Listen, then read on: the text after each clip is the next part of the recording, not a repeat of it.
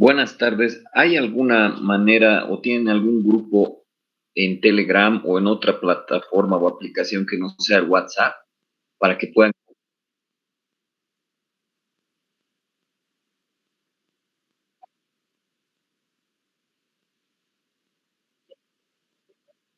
Ok, ya por el Telegram de su año.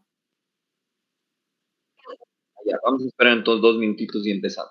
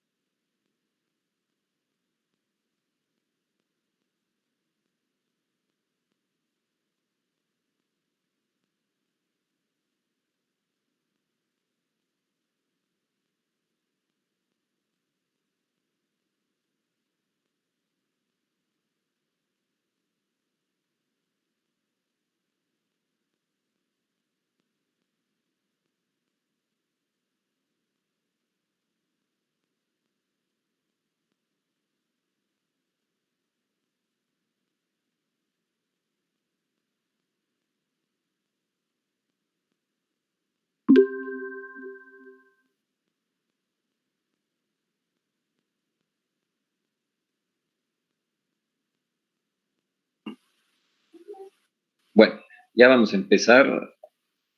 Ojalá que les haya llegado el link a donde tienen que llegar, pero hoy justo se ha caído el Facebook, se ha caído el WhatsApp, ¿no? Entonces, buena idea tener una manera de comunicarnos alternativamente que sea el Telegram. A ver, la última clase habíamos quedado en esto de la parte de proliferación, de índice de proliferación y algo moral. Habíamos dicho que entre una lesión o una adaptación celular, una hiperplasia y una neoplasia, la que se divide más rápidamente porque tiene su material genético intacto, su maquinaria genética de división celular es la hiperplasia. Sin embargo, la neoplasia no, pero sabemos que el ritmo de crecimiento de una neoplasia es exponencial. ¿Qué quiere decir eso? Una célula, a pesar de que se divide lentamente, de todas maneras va a dar 2, eso va a dar 4, 8, 16, 32 y así. Entonces habíamos visto que dentro de la biología del tumor, el hecho de que tengamos 1 gramo de cáncer ya ha tenido la mayoría de las divisiones celulares. También habíamos visto que puede haber una secuencia entre una hiperplasia, ya sabemos que todas las adaptaciones celulares tienen riesgos de neoplasias, tienen riesgos de mutación. Las más frecuentes son la hiperplasia y la metaplasia. Hemos dicho que la displasia no es cáncer, pero tiene mutación que es reversible.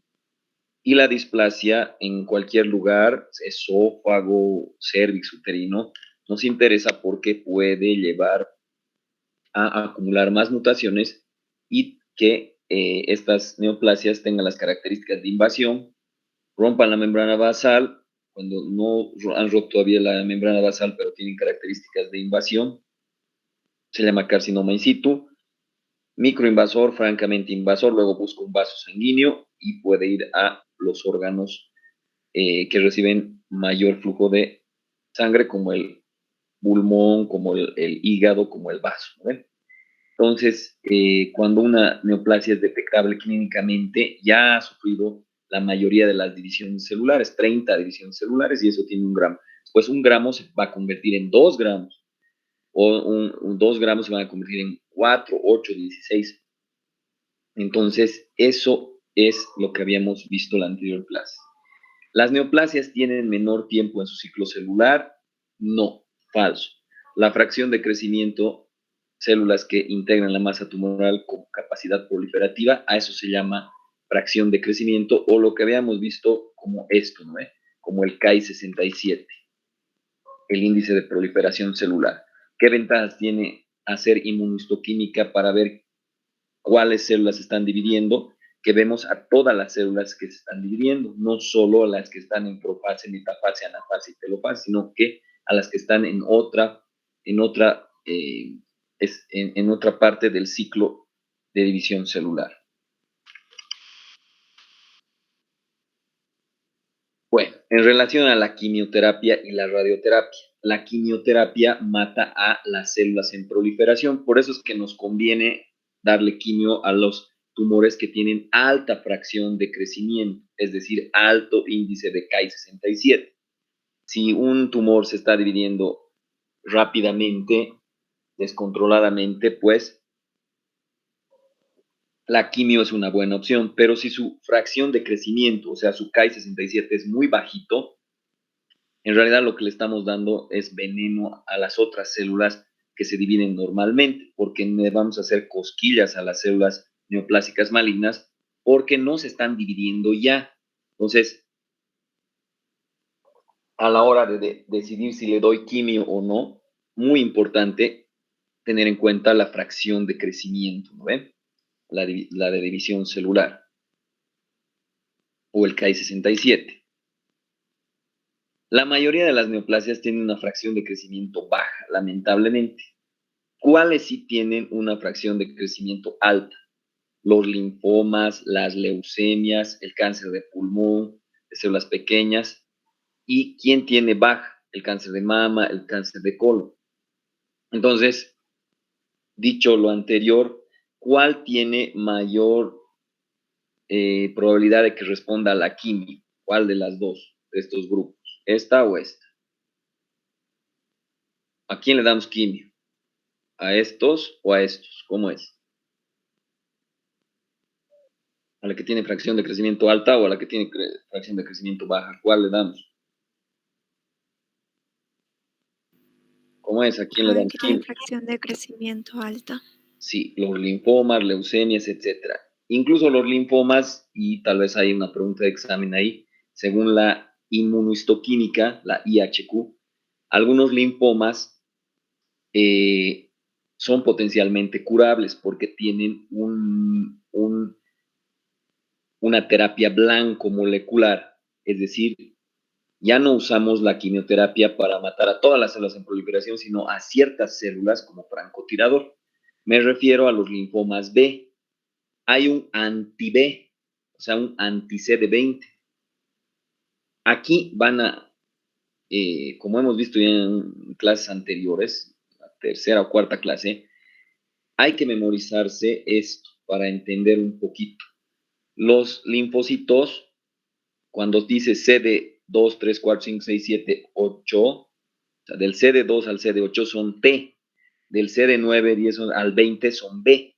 Entonces, cuando vemos nosotros al microscopio y vemos linfomas, la primera pregunta es saber si es B o T, porque el T es más agresivo que el B y además medicamento específico blanco molecular para el T no hay, mientras para el B sí hay. Hay un anti-CD20 y sabemos que los blancomoleculares, dicho en esa clase, terminan en MAB, MAP, monoantibody. Entonces, el rituximab, y esa es pregunta de examen, es un anti-CD20, por consiguiente es un antilinfocito B, por consiguiente es un antilinfoma B. Entonces les va muy bien con el rituximab a los linfomas B. Si se fijan aquí no tiene que ver con su fracción de crecimiento o su Ki-67. A el linfoma de por sí le das quimio convencional, o sea, veneno, y funciona bien. Pero en vez de bajar a todos los linfocitos y bajarle sus defensas y enflaquecerlo al paciente, podríamos usar un blanco molecular, que es el anti-CD20, el rituximab, si es un linfoma B.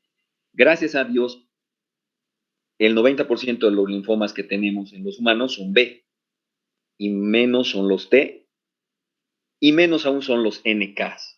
Los NK son sumamente más agresivos incluso que los T, y obviamente muchísimo más agresivos que los B, por obvias razones, son natural killer, ¿no? Entonces, ¿quién sí tiene blanco molecular específico para no tirarle una bomba nuclear de quimioterapia? Es el linfoma B. También habíamos hablado en mama. Fíjense, aquí quimioterapia en mama como que no le hace casi nada. Entonces muchas veces se decide no hacer quimioterapia a personas que tienen cáncer de mama. Pero cuando hablamos de cáncer de mama que tiene una sobreexpresión de un gen, y esto es pregunta de examen, por si acaso, que se llama HER2-Neu, que tiene esa sobreexpresión es, a ver, un micrófono vamos a bloquear.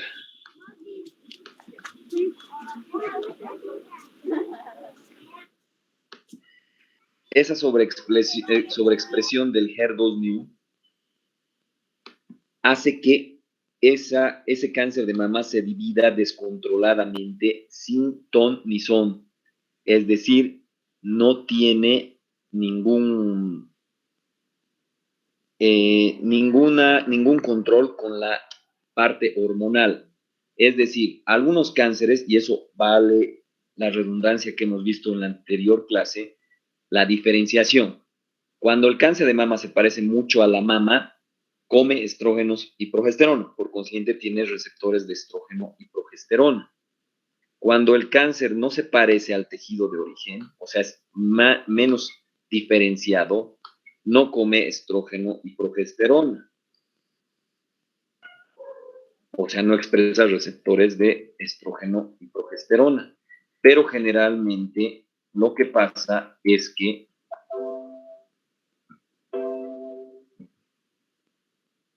aquí no sé dónde está el más. Pero lo que pasa es que tiene una sobreexpresión de un gen que hace que sea que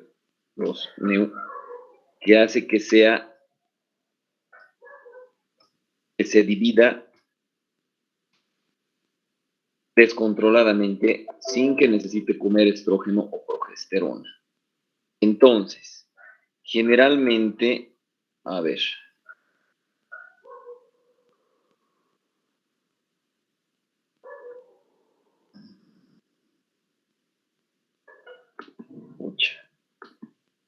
como he vuelto a instalar mi compu, pero no he podido encontrar el teclado específico. No sé cómo sacar el más. Entonces lo voy a buscar aquí en internet. Bueno, entonces, cuando come estrógeno y progesterona es más diferenciado, ¿no ve? Es más parecido al tejido de origen. Entonces, esto es más diferenciado.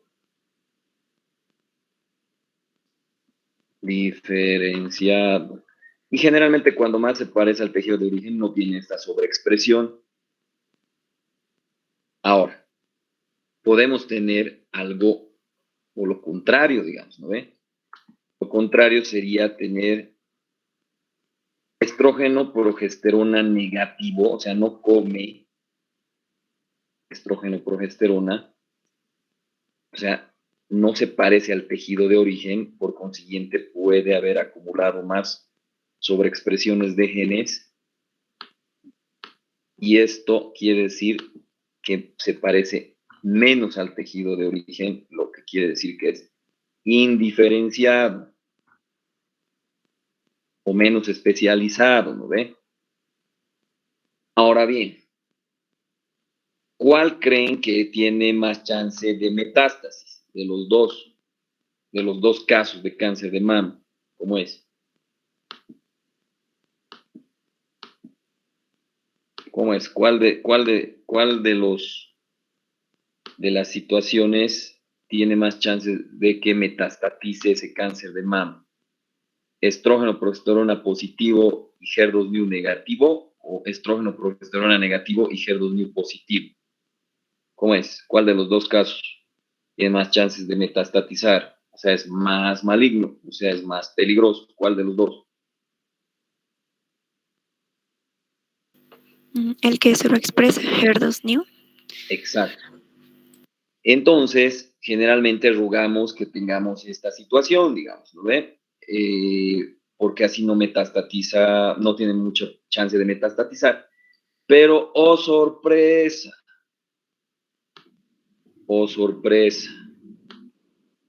tenemos un MAP, tenemos un medicamento monoantibody, o sea, un medicamento blanco molecular que es el anti-HER2/neu,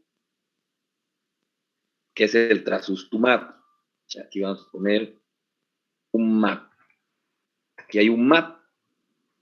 Entonces, cuando tú das terapia de bloqueante hormonal, o sea, le bloqueas aquí, ¿no? Porque como come estrógeno y progesterona, para tener un poco de margen de seguridad, digamos, y que algunas celulitas no invadan y metastaticen posteriormente a la resección quirúrgica del cáncer de mama, le bloqueamos con tamoxifeno, que bloquea al estrógeno y progesterona y lo matamos de hambre a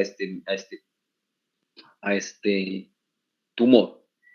Pero aquí no lo podemos matar de hambre porque de plano no come estrógeno y progesterona. Pero tenemos un medicamento sumamente eficaz, que es el HER2/neu, el anti-HER2/neu, el trastuzumab.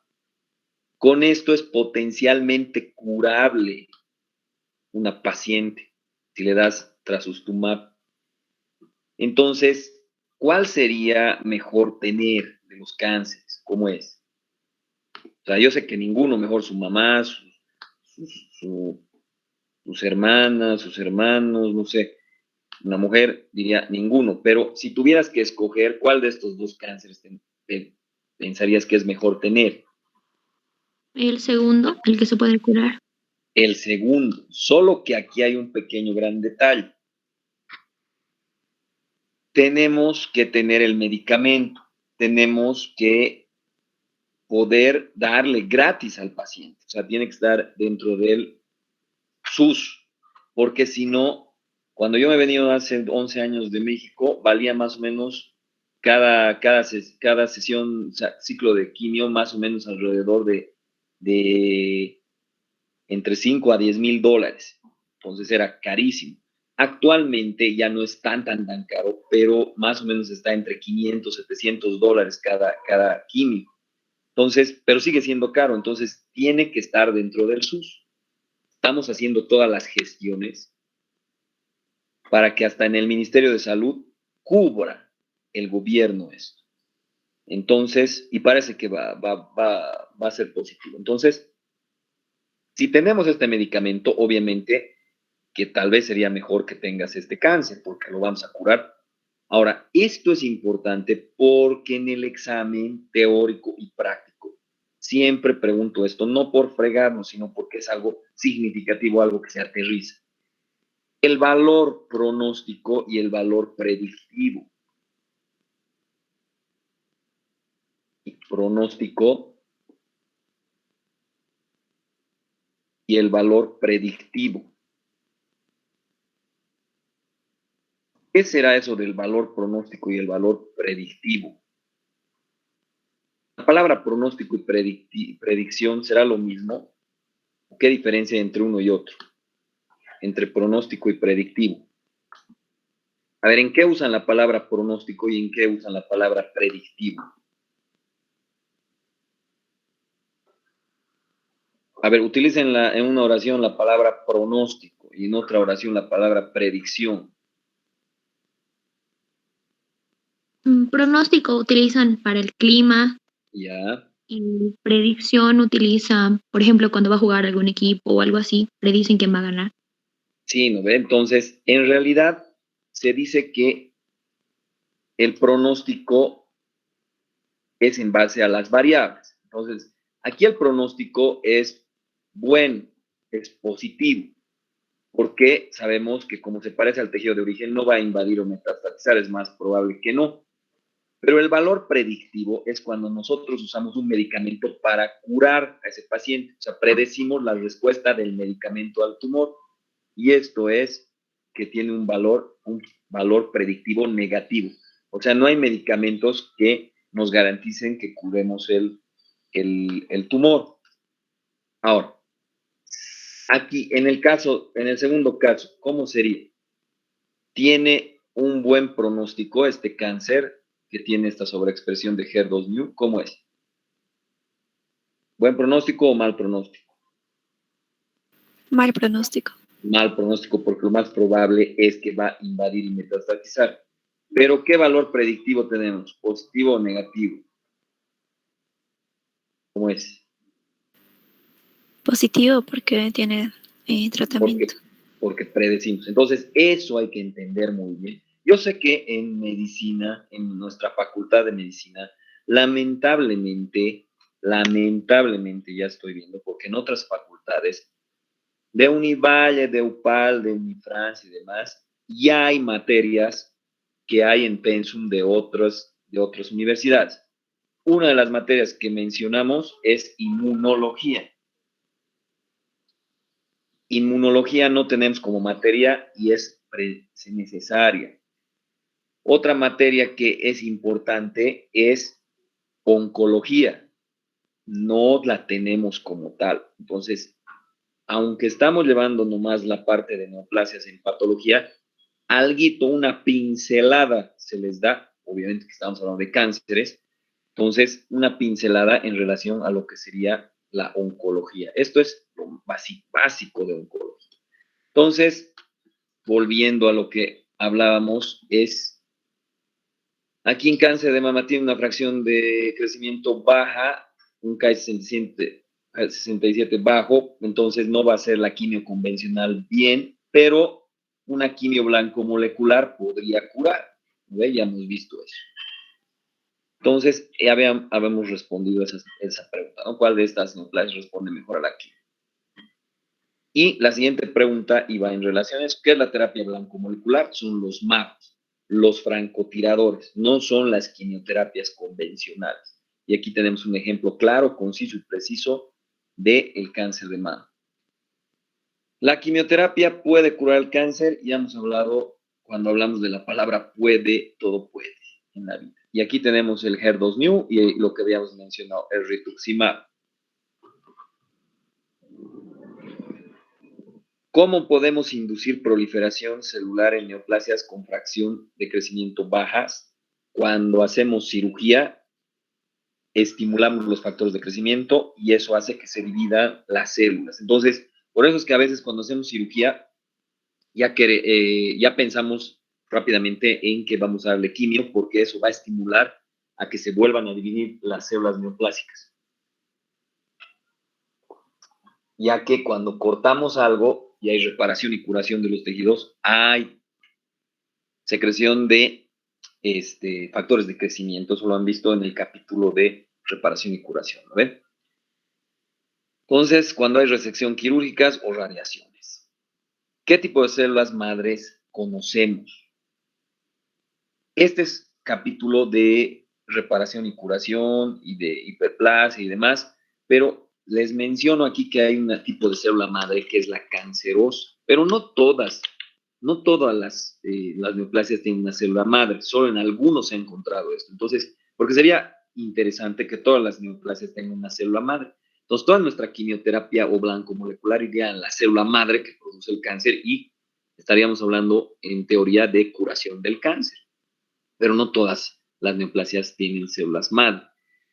¿Qué células se han encontrado madres cancerosas? ¿En qué tipo de neoplasias? La leucemia linfocítica crónica y el cáncer de mama. Ahí sí se ha encontrado. Aquí se le ha denominado antiguamente célula indicadora de tumor. Estas células madre, como les digo, podrían ser las dianas, o sea, el lugar donde se transforma, y que a veces estas células madre ya las tienes desde ya. Entonces, eso haría pensar que sí o sí no necesitas factor ambiental, o sea, radicales libres, luz solar, nada, ni virus que muten a tus células, sino que ya naces con esas células que se van a malignizar. Entonces, gracias a Dios, no en todas las neoplasias se encuentra eso, porque si no, estaríamos diciendo que todos los humanos ya nacen con las células que en momento dado de su vida van a progresar a malignidad. A ver, esto ya hemos visto en anteriores clases. ¿Qué es diferenciación? ¿Qué es anaplasia? ¿Qué relación tienen con la capacidad de metastatizar? Facilito. Más parecido al tejido de origen, más diferenciado, menos mutaciones, menos capacidad de invasión o metástasis. Más indiferenciado, menos parecido al tejido de origen, menos especializado, más mutaciones, más probabilidad de que invadan o metastasicen. Esto creo que ya lo habíamos visto, bueno, lo hemos visto con los de la práctica. Tenemos un fetito y tenemos 2 leiomiomas. Cuando se vio esta primera imagen, cuando yo la vi, me sorprendió porque por macroscopía, tumores bien delimitados, homogéneos, arremolidados, de la misma consistencia, etcétera, me parecieron 2 pinches leiomiomas. Pero dije, seguramente esto era un leiomiosarcoma, porque aunque veo macroscópicamente todo bien, podría ser que la histopatología tenga invasión o metástasis. El resultado de esto fue una negligencia médica donde ni siquiera sabían que existía el bebé y ahí hicieron la resección del útero, ¿no? Bueno, macroscópicamente, obviamente que lo más heterogéneo, regular, anfractuoso, esto, al tiro si me dicen que es un útero y que veo aquí una lesión que no sé ni dónde comienza y dónde termina, parece con focos de necrosis, voy a decir, este es un leiomiosarcoma y este es un leiomioma, en general, pero no siempre es así. Por eso, cuando yo les digo que hagan una hipótesis diagnóstica, es por macroscopía, es con los 7 parámetros, pero es hipótesis, no es una probabilidad. Esto puede o no ser a la histopatología. Cuando hemos visto entre la diferenciación y la anaplasia, cuanto más bonitos se ven, más parecido al tejido de origen, más rosadito es, más eosinófilo, entonces tendencia a que es benigno. Cuando es más pleomórfico, más azul, mitosis tetraploides o triploides, o sea, típicas, esto ya es cáncer, ¿no? A ver, y creo que me he subido a unos. A ver, ya.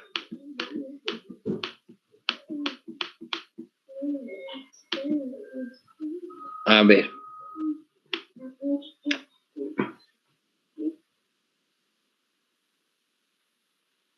Aquí tenemos otros ejemplos, pero ya habíamos visto estas imágenes, ¿no? Cuanto más parecido al tejido de origen, menos mutaciones, menos capacidad de metástasis. Pero cuando tenemos anaplasia, que de plano son células monstruosas, no podemos precisar ni el origen ni la estirpe, entonces, obviamente, eso ya, o sea, el término de anaplasia es sí o sí para cáncer, ¿no? Igual cuando hablamos de glándulas, cuanto más parecida a las glandulitas del tejido de origen, menos capacidad de invasión de metástasis. Aquí tenemos una mitosis atípica, de 3 centriolos, ¿no? Entonces eso ya denota mutación profunda. Cuando tenemos mitosis atípicas, es igual a cáncer. Bueno, cuando hablamos de neoplasias benignas, son masas cohesivas y crecen por expansión. Permanecen localizadas en el sitio de origen, no tienen capacidad de infiltrar, invadir ni metastatizar. ya hemos hecho énfasis en anteriores clases de esto y lo hemos explicado muy bien.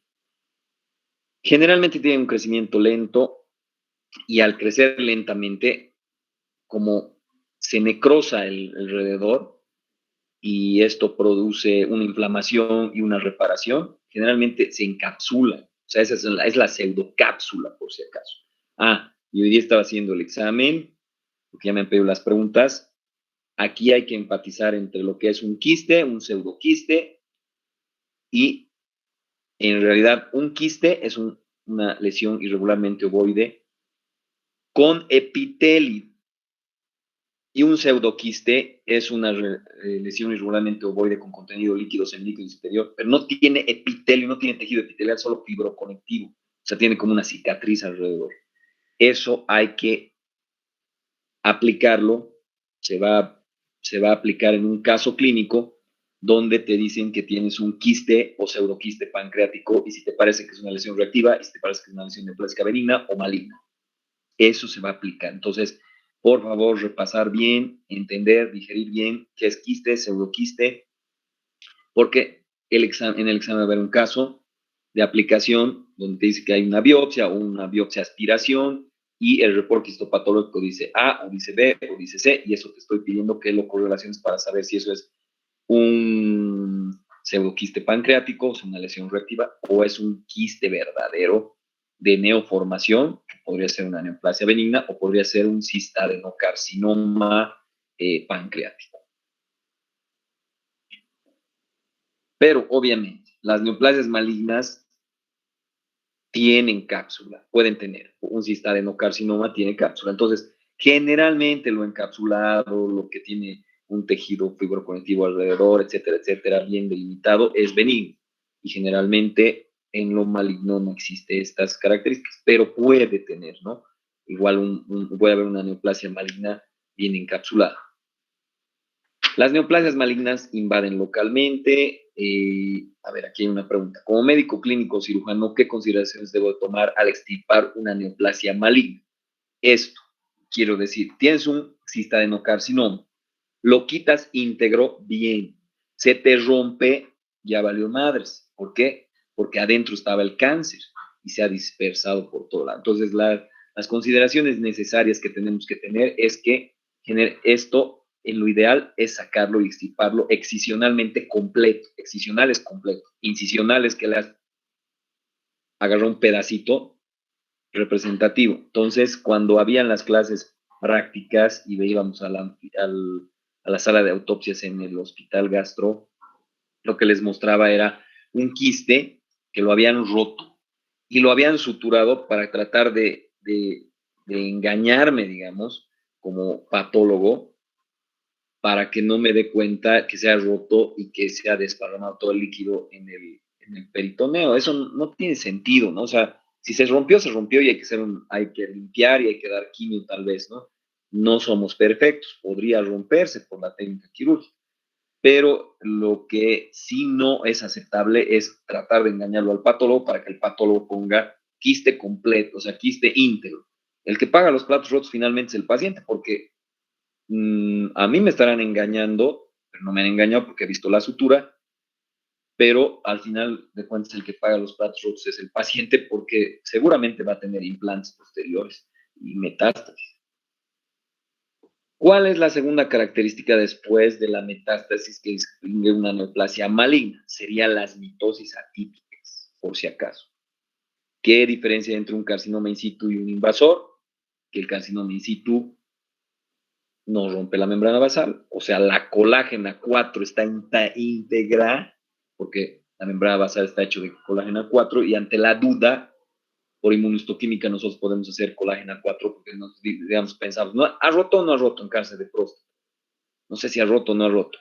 Entonces hacemos colágena 4 y nos marca así bien bonito cafecito, y si vemos que ese cafecito está roto o no hay una solución de continuidad, ya sabemos que ya no es in situ, sino que es invasor. Cuando hablamos de metástasis, son implantes tumorales discontinuos respecto al tumor primario y se caracterizan categóricamente, son características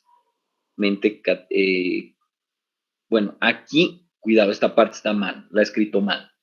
no son características categóricas de neoplasias malignas. Estamos aclarando. ¿Por qué? Porque no todos los cánceres producen metástasis, por si acaso. Hay neoplasias malignas que pueden no metastasizar, como por ejemplo el carcinoma vasocelular, por si acaso. ¿Ya? Aquí, otras, como el astrocitoma, que aunque termine en OMA, los tumores del sistema nervioso central, y eso no. Ahora que me doy cuenta, creo que en la clase que es complementaria a la nomenclatura de neoplasias, no habíamos mencionado ese tip también. Tumores del sistema nervioso central, todos son con potencial maligno, por si acaso, a pesar de que terminan en OMA. Entonces, mayor agresividad, mayor índice de proliferación, mayor capacidad de metástasis. Es verdad eso. ¿Qué es un ganglio centinela?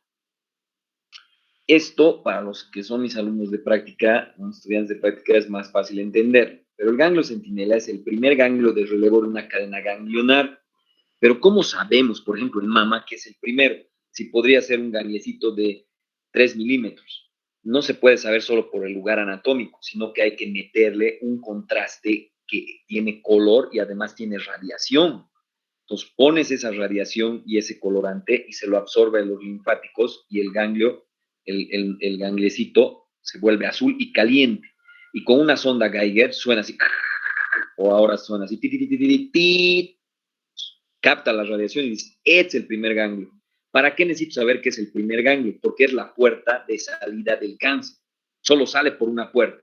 Si esa puerta nosotros verificamos que no tiene cáncer, por consiguiente los otros ganglios vamos a asumir que no tienen cáncer, no tienen metástasis. Pero si el primer ganglio ya es positivo, quiere decir que ya se ha salido el cáncer. Entonces, ¿qué es el ganglio centinela? El primer ganglio relevó, que lo hacemos por radioisótopo, lo marcamos y con la sonda vemos, detectamos, y si es positivo, ya le tiramos toda la cadena ganglionar, o sea, sacamos toda la cadena ganglionar, pero si es negativo, la conservamos. ¿Por qué uno diría, pero doctor, por si acaso le quitaremos nomás toda la cadena ganglionar? Acuérdense que los ganglios sirven para algo y además que absorben líquido. Es decir, que si quitas una cadena ganglionar, vas a someterlo al paciente a que tenga edema por el resto de su vida. Entonces, sí es importante hacer este ganglio centinela. Si este ganglio centinela es positivo, lamentablemente hay que sacar todos los ganglios porque tienen metástasis y va a tener linfedema por el resto de su vida. Pero si hacemos el ganglio centinela y el primer ganglio, que es la salida del cáncer, está negativo, ya sabemos que no se ha salido y le dejamos nomás sus ganglios. Esa sería la síntesis clara, concreta, precisa del ganglio centinela. Si hay dudas, porque hay preguntas de esto en el examen teórico, por si acaso les invito a ver mi canal en YouTube y ahí está competencia 4.2, creo que está, es ganglio centinela. Al respecto del transoperatorio estamos hablando, ¿no? Bueno, cuando hablamos de vías de diseminación del cáncer, puede haber siembra directa en cavidades, o sea, por eso es que no nos gusta usar el mismo bisturí cuando cortes un cáncer, porque tú mismo, como cirujanos, puedas llevar esto al peritoneo, a la pleura, al pericardio, espacio subaracnoideo, articular ovárico, apéndices, o sea, especialmente recomiendan esto incluso con el seminoma. Entonces, el seminoma, a pesar de que termine en oma, es maligno, por si acaso, es una excepción a la regla. Y se disemina así facilito al cortar. Puede haber diseminación linfática, ya hemos hablado de eso, es más fácil que vaya a un linfático que a una vena y que a una arteria, por el grosor, ¿ven? Del linfático, que es más delgado. Generalmente la diseminación linfática va a mama, y en la mama va pues al ganglio centinela axilar, ¿no ven? En la mama, los cuadrantes interiores van a los ganglios del tórax o de la mamaria interna. Eso es más difícil resecar, o sea, cuando el cáncer de mama está en cuadrantes internos, o sea, hacia la línea media, es más difícil resecar. pero cuando está hacia la axila es más facilito. Quitas toda la axila y todo bien. Con el ganglio centinela cuando es positivo, ¿no? En un estudio transoperatorio. ¿Qué es un estudio transoperatorio? Por si acaso, es un estudio durante la cirugía para tomar una decisión no mañana ni pasado, sino durante la cirugía. A eso se llama estudio transoperatorio. Si hay más dudas, en este caso, los que no son mis estudiantes pueden ver el video de transoperatorio que se da en las clases prácticas, porque sí va a haber casos clínicos en el examen teórico donde se mencione la palabra transoperatorio. Bueno, diseminación en saltos, o sea, metástasis saltadas, digamos. Puede explicarse por anastomosis venolinfáticas o radiaciones previas que han destruido los conductos linfáticos. No se olviden que la radioterapia tampoco es agua bendita, ¿no? Entonces, el aumento de tamaño de los ganglios regionales a un cáncer es siempre sinónimo de metástasis. Falso. Muchas veces consideramos que o sea, tienes cáncer de mama y tocas aquí en la axila y ves un nódulo así grandote, ya es metástasis, o sea, un ganglio grandote es metástasis. No, podría ser la respuesta inflamatoria al cáncer. No se olviden que el cáncer, nuestro sistema inmunitario nos defiende del cáncer a través de la respuesta inflamatoria. Entonces, podría ser una hiperplasia ganglionar nada más. Entonces, no necesariamente el que es grandote es positivo, ¿no? O sea, tiene metástasis. Cuando hablamos de diseminación hematógena, es típica de los sarcomas, o sea, de los tejidos mesenquimatosos. Y la penetración de las arterias es más difícil, ya sabemos, por el grosor de las. Algunos que sí pueden dar así fácil, bueno, más frecuentemente y rompen la capa muscular de la arteria, son el hígado y los pulmones. Otros que pueden darse en estos casos son, por ejemplo, con el plexo paravertebral, en relación a la próstata también, algunos carcinomas de tiroides, y el que es típicamente diseminado por vía venosa son los carcinomas de células renales. Bueno, aquí vamos a empezar ahora, después de hablar de la biología del cáncer, o sea, de las neoplasias, hemos hablado bastante de la biología del cáncer, vamos a hablar de la epidemiología. Esto parece medio aburrido, medio que no sirve para algo, pero sí tiene un aterrizaje muy importante en la parte de la planificación de qué vamos a hacer con ciertos grupos etarios, etcétera, para prevenir el cáncer, ¿no? Es mejor prevenir que lamentar. A ver, dentro de la epidemiología del cáncer, el cáncer es la segunda causa de muerte después de las enfermedades cardiovasculares. Eso ya a nivel mundial ya lo sabemos, ¿no ven?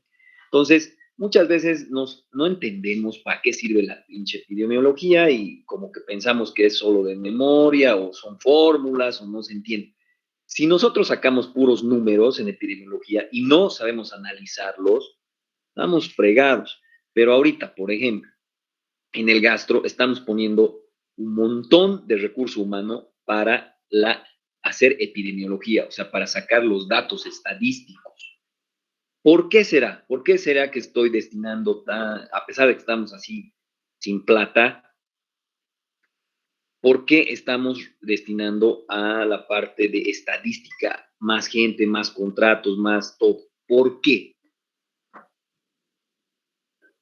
¿De qué se podrá beneficiar mi hospital de esos datos? ¿O cómo se podría beneficiar? ¿Alguien tiene idea? ¿Cómo es?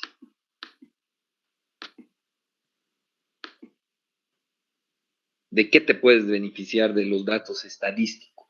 ¿Cómo es?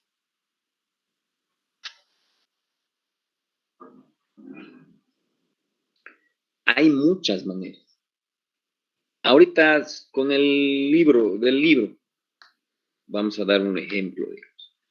A ver, aquí en el libro hay este cuadrito, esta imagen donde está hombre, mujer, y tenemos la incidencia estimada de cáncer, digamos, por mujer y hombre, y órgano, ¿ve? Y aquí tenemos la incidencia de muertes por cáncer en hombre y mujer. ¿Cuál será la causa más frecuente? Estamos hablando a nivel mundial, porque si hablamos a nivel de Bolivia y demás, cambia, ¿no ve esto? Pero ¿cuál será el cáncer más frecuente en hombre? ¿Cómo es?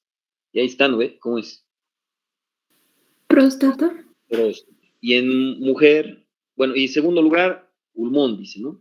Y en mujer a nivel mundial, porque si hablamos de Bolivia, estamos en cáncer de uterino, ¿no? Pero dice, más frecuente es mama, y en segundo lugar, ¿cuál es?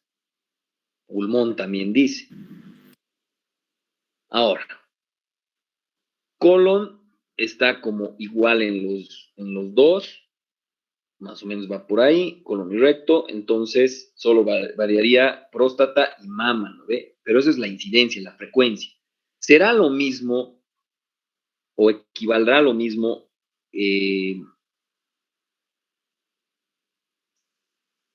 o sea, la causa de muerte? ¿El cáncer de próstata es agresivo o no es agresivo? ¿Cómo es? ¿Te mata o no te mata el cáncer de próstata? ¿Qué piensa? Es de los cánceres más indolentes, es decir, es difícil, con muchos años invade y metastatiza. Pero en comparación al cáncer de mama, en la mujer no es tan indolente, sí es más grave y puede invadir o metastatizar. Fíjense, comparando con las causas de muerte, ¿cuál es la que es mayor causa de muerte por cáncer en hombre? Pulmón. Entonces, a pesar de que es más frecuente próstata, no es el que te está matando mundialmente. Entonces, ¿qué nos diría eso?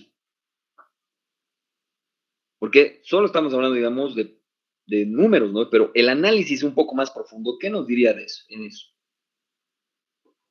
¿Cómo es?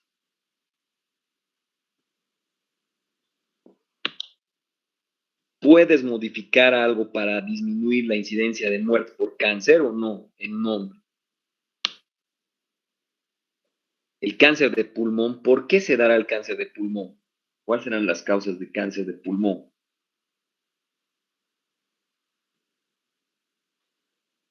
Consumo de cigarrillos. Una puede ser causa, o también vivir en Cochabamba o en México, por si acaso, con toda la polución que tenemos. Fíjense, si nosotros analizamos en mujer, igual sigue siendo, o sea, aquí igual pulmón, pero además, o sea, el segundo lugar es mama. A ver, y miren, útero, 6% de incidencia y 3% de muerte. Pero es a nivel mundial. Si hablamos de Cochabamba o de Bolivia, ¿qué pasa? ¿Qué hemos dicho tanto del BPH, de la displasia, del Papa Nicolau y demás?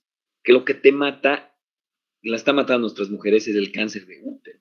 Ahora, si analizamos estos datos globales en comparación a Bolivia, ¿a qué conclusiones llegaríamos? A ver, ¿qué conclusiones me pueden dar de que, a ver, dice que aquí primero es próstata, luego pulmón y colon, y aquí primero es mama, luego pulmón, luego colon, pero que te mata a nivel mundial de pulmón a los dos, y en segundo lugar recién sus primeras incidencias, como es próstata y mama, y que útero es así casi ni madres a nivel mundial, pero en Cochabamba, en Bolivia, es útero primero. ¿Por qué, digamos, en Holanda, no sé, en Europa, la primera de causa de muerte es pulmón y no es cáncer cervicouterino? ¿Cómo es? Doctor, tal vez puede ser por el desarrollo del país que hay tanta contaminación ambiental y Ya. aquí puede ser debido a que las mujeres no estamos muy educadas a hacernos un examen del Papa Nicolau y pasamos como, no tomamos mucha importancia y puede llegar a provocar cáncer, supongo. Exacto. Entonces, este análisis es superficial, lo estamos haciendo, pero ya se analiza. Entonces, la base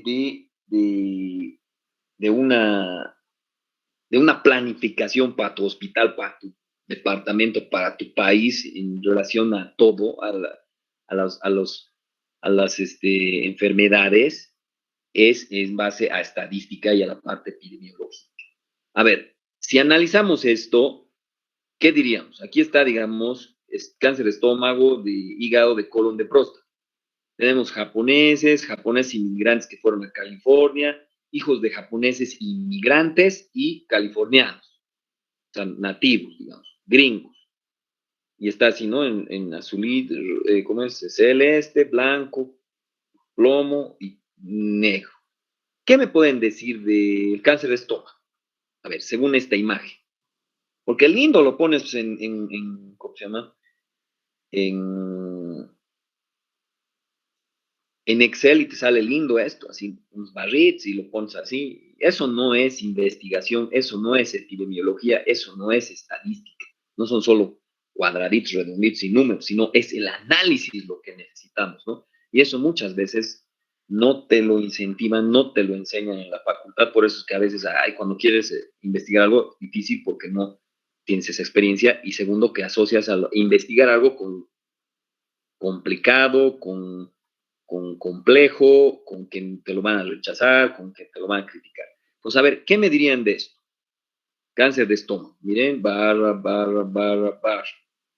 ¿Qué conclusión me sacarían al analizar esto?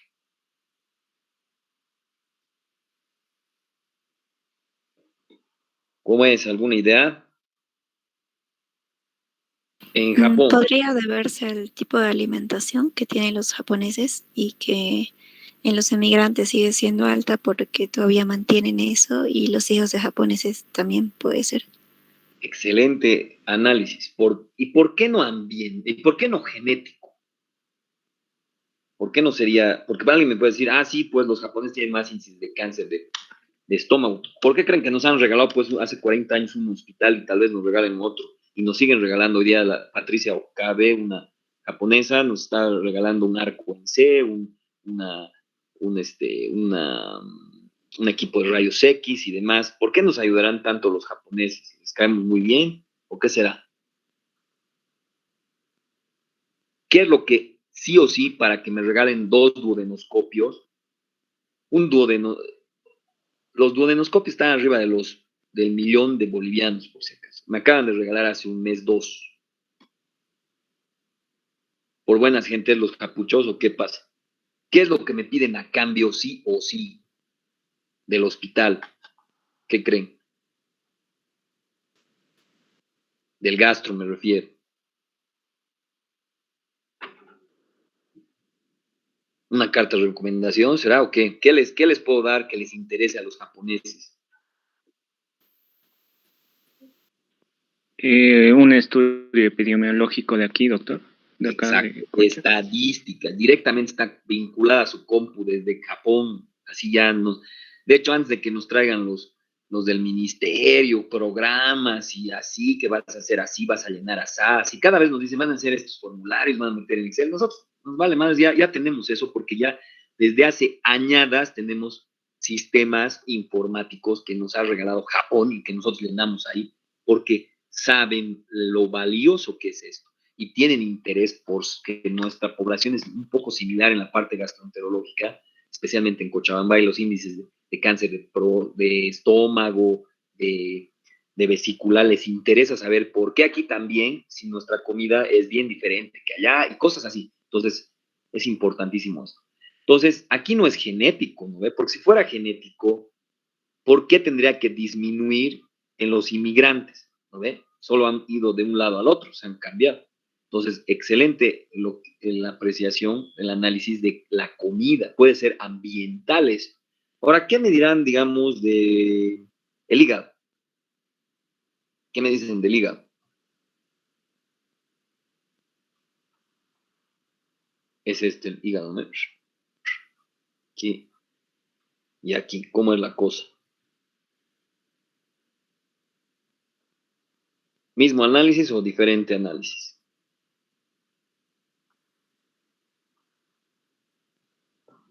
Va disminuyendo cuando vienen a estados unidos. Entonces tendrá que ser factor genético o ambiental, ¿cómo es? Ambiental. Ya. ¿Y qué me dicen ahora? Compararemos con el colon. ¿Cómo es? Cáncer de colon. Y próstata más si quieren los dos de una vez. ¿Cómo es? ¿Cómo es la cosa?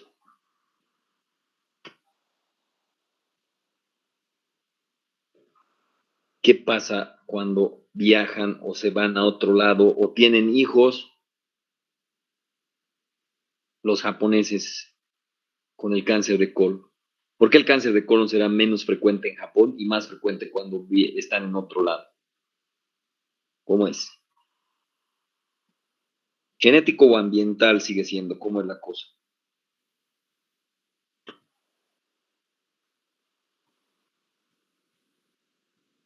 Como es solo hay de dos sopas, genético o ambiental. Sigue siendo ambiental, pero a ver, lo van a pensar por qué. A ver, ¿la raza define mayor riesgo de cáncer, sí o no? La raza define grupos de riesgo. ¿Cuál sería mejor, más entendible en este caso? Como la raza La raza define grupos de riesgo. Sí, por sus costumbres, ¿no ve? A ver, aquí hay entre los factores geográficos y ambientales, obviamente tenemos el tabaquismo, que va a aumentar el riesgo de ¿qué? De cáncer de boca, faringe, laringe, esófago, pulmón. El alcohol también aumenta el riesgo de orofaringe, laringe, esófago, hepatocarcinoma, o sea, por la cirrosis que ya hemos visto. Ultravioleta, obviamente, cáncer de piel, BPH, ya hemos hablado, ¿no? De eso, del virus del papiloma humano. También en el libro hay algo interesante, dice, los desolinadores. ¿Alguien sabe qué es un desolinador? Tal vez ya saben, porque como ya creo que existe la nueva versión de Mary Poppins, capaz han visto esa, porque no creo que hayan visto mi versión, la que yo veía de niño. Como es, ¿han visto o no han visto Mary Poppins? ¿No han visto Mary Poppins? No. Pucha, ya. ¿Qué será un desolinador? Ahorita ya no sé si existirán esos, porque ¿alguien tiene idea de qué es un desolinador? Creo que sí, doctor. Eran unas personas que se metían a las chimeneas de las fábricas a sacar el hollín. O sea, de las chimeneas, ¿no ve? Para limpiar. Y ahí se entendió esto de la epidemiología al principio en ciertas cosas, como en este caso, ellos tenían aumento en el cáncer de escroto. Entonces, ¿será por herencia o por ambiente? ¿Cómo es? Ambiente. Ambiente. Bien. Entonces, cuando generalmente preguntan por qué me ha dado cáncer y demás, multifactorial hablamos, ¿no? Pero mucho más pesa el ambiente, factores ambientales que genéticos, aunque no lo crean. Bueno, dentro de la tasa de mortalidad en que hemos visto en los cánceres en general globales, esto está sesgado, pero porque no incluyen el cáncer de piel, mama y los carcinomas in situ. Entonces, esa tabla que hemos visto al principio, de hombre, mujer y demás, es muy genérica, digamos, ¿no?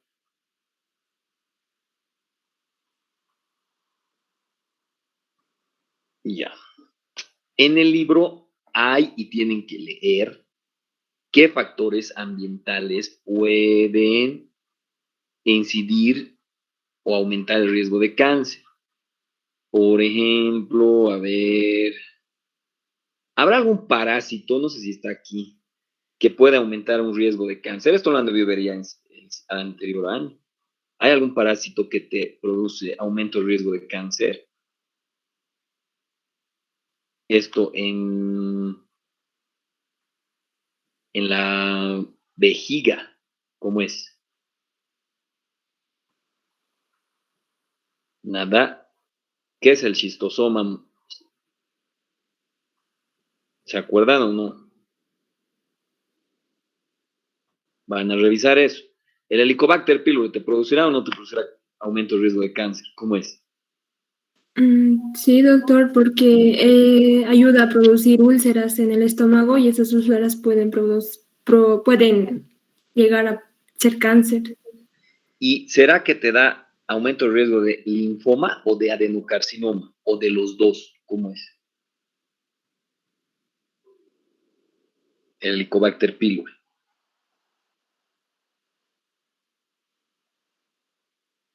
A ver, van a revisar porque esto es pregunta de examen. Si es aumento de riesgo de linfoma, de adenocarcinoma de estómago, o de los dos.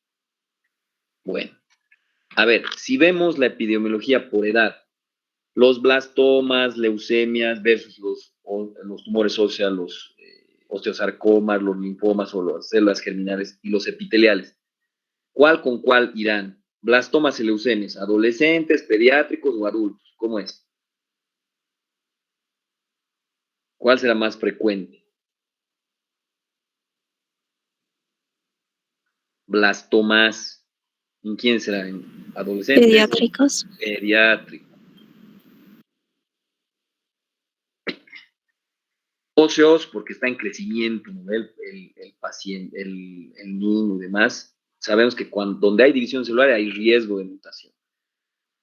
Tumores germinales, obviamente, o sea, de testículos, de ovarios, mucho más riesgoso aquí. También el sistema inmunitario está proliferando muy rápidamente en lo que son los adolescentes y jóvenes. Entonces, todo lo que tenga división celular tiene riesgo de cáncer. Y obviamente los epiteliales son más en adultos y adultos mayores. A ver, fumadores tienen mayor predisposición a cáncer de pulmón. Hijos de padres con cáncer de pulmón tienen 4 veces más la mortalidad por cáncer de pulmón. Y estos hijos no tienen el hábito de fumar. ¿Por qué será? ¿Por qué los hijos de padres fumadores tienen mayor riesgo de cáncer? ¿Qué serán los fumadores pasivos? Son aquellas personas que no consumen cigarrillo, pero al estar en un ambiente inhalan los humos sin querer. Ya. Y para terminar, porque esto es medio larguito, hay que explicar con calma, y ahorita ya nos hemos cansado, vamos a hablar dentro de la epidemiología cuando ya son genéticos. 3% entra a esta categoría, como les había dicho, ambiental es más frecuente que te dé cáncer, o sea, que te predisponga algún cáncer que genético. Dentro de los genéticos tenemos los síndromes cancerosos autosómicos dominantes, los síndromes de reparación defectuosa del DNA y los cánceres familiares. Estas 3 categorías vamos a hablar en la siguiente clase. Y esto, la ventaja que tenemos es que si descubrimos alguna de esas 3 categorías en un paciente, la ventaja es que sabemos que sí o sí va a tener cáncer casi, y sabemos la evolución, o sea, es como que podemos leer el libro o la película, ver la película antes de que. Entonces, esto, y además, al estudiar a estos pacientes con cánceres familiares, etcétera, hemos sabido mucho de la biología y de la secuencia que da un cáncer determinado, ¿no? Por ejemplo, vamos a hablar de la poliposa adenomatosa familiar. Entonces, ahí no es cuestión de si te va a dar cáncer de colon, sino cuándo te va a dar cáncer de colon. También vamos a hablar de el BRCA1 y el BRCA2 en cáncer de mama, y ahí no es si te va a dar cáncer de mama, sino cuándo te va a dar cáncer de mama. Entonces, eso vamos a ver para la siguiente clase. Van a revisar algo, al hacer el examen me he olvidado mencionarles un término que se llama carcinoide, que tiene que ver con el tumor neuroendocrino y que tiene que ver con el borderline, ¿no? de las neoplasias. Está en el examen.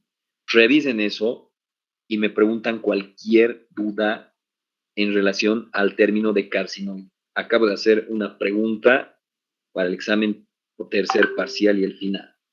¿Alguna duda, pregunta, observación?